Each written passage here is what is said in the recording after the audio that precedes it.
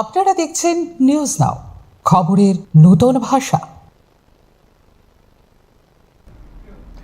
বুধবার ভোরে এক মর্মান্তিক সড়ক দুর্ঘটনায় মৃত্যু হল আগরতলার রামনগরের বাসিন্দা ও স্যান্ধন পত্রিকার সাংবাদিক নন্দন চক্রবর্তীর। ভোর 4:45 নাগাদ শান্তিরবাজার দমকল বাহিনীর কাছে খবর আসে রাজাপুর এলাকার কিছুটা দূরে একটি স্কুটি দুর্ঘটনাগ্রস্ত অবস্থায় পড়ে রয়েছে এবং তার পাশে অচেতন অবস্থায় পড়ে আছেন এক ব্যক্তি।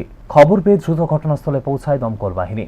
তারা আহত ব্যক্তিকে উদ্ধার করে শান্তিরবাজার জেলা হাসপাতালে নিয়ে গেলে তাকে মৃত বলে ঘোষণা করেন কর্তব্যরত চিকিৎসকরা। পরে মৃত ব্যক্তির পরিচয় জানা যায় নন্দন চক্রবর্তী হিসেবে। আগরতলা থেকে বিলোনিয়া যাওয়ার পথে স্কুটি নিয়ে যাওয়ার সময় দুর্ঘটনার কবলে পড়েন তিনি। ঘটনাস্থলেই তার মৃত্যু হয়েছে বলে প্রাথমিকভাবে অনুমান। দুর্ঘটনার খবর পেয়ে মনপাথর ফাঁড়ির থানার পুলিশ ঘটনাস্থলে পৌঁছে স্কুটিটি উদ্ধার করে এবং দুর্ঘটনার প্রকৃত কারণ জানতে শুরু করেছে তদন্ত। ময়নাতদন্তের পর পরিবারের হাতে তুলে দেওয়া হয়েছে তার মরদেহ।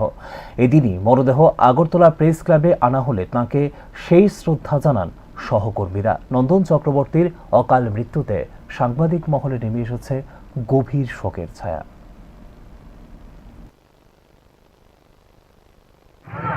নন্দন কালকে রাত্রে হঠাৎ করে আমরা খবর পাই ভোর রাতে অত্যন্ত হৃদয় বিদারক বিলুনিয়া যাওয়ার সময় অ্যাক্সিডেন্ট করেছে।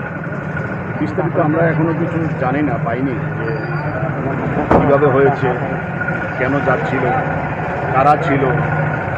আমি এটাই বলবো যে আমাদের যারা সাংবাদিক ভাইয়েরা আছেন, আপনারা জীবনযাত্রাকে আরও সংযত করুন এবং এইভাবে চলাফেরা করবেন না। এটা বারবার আপনাদের কাছে আমি বিনীতভাবে অনুরোধ করছি, আপনারা অত্যন্ত সংযতভাবে চলাফেরা করুন।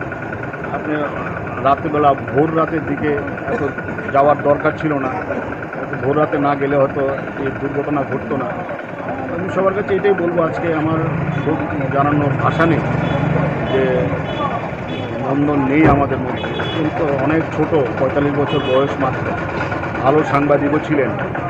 কেন যে এই ঘটনা ঘটলো সেটা আমি এখনও বুঝতে পারছি না। নন্দন ভালো থাকুক। আমি সবাইকে আবারও বলবো, আপনারা আপনাদের চলাফেরা, জীবনযাত্রা আরও সংযুক্ত করুন। এটাই আজকে আমার